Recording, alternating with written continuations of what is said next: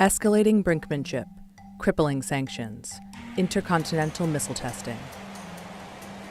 Can the hair-trigger standoff between North and South Korea be diffused by figure skating? The 2018 Winter Games will be hosted by North Korea's mortal enemy, about 40 miles from their border in Pyeongchang, South Korea. Whether the regime ends up as a participant or a pariah, it will not be the first time the Olympics has been at the center of a geopolitical chess game. Despite a tiny economy and decades of international isolation, North Korea has produced an impressive slate of world-class athletes and won dozens of Olympic medals, from judo to gymnastics, table tennis to wrestling. In the early 2000s, the two Koreas, still formally at war, actually marched together in the Olympic ceremonies.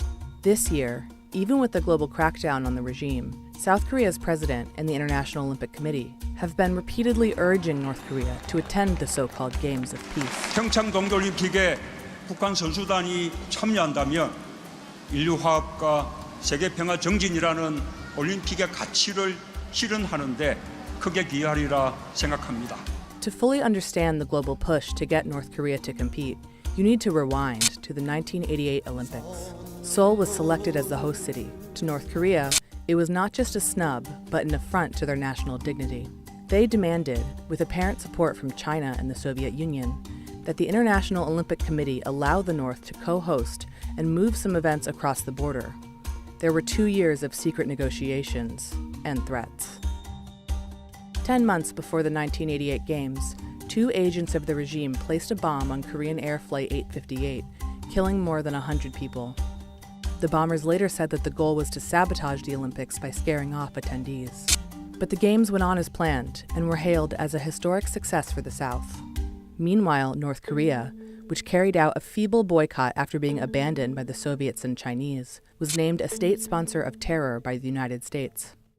What followed was years of international isolation, crippling hardship and famine, and aggressive nuclear ambitions. There have been periods of calm. The North occasionally sent teams to international competitions in the South. In 1991, the two Koreas actually united to play as a single team in youth soccer and tabletop tennis tournaments.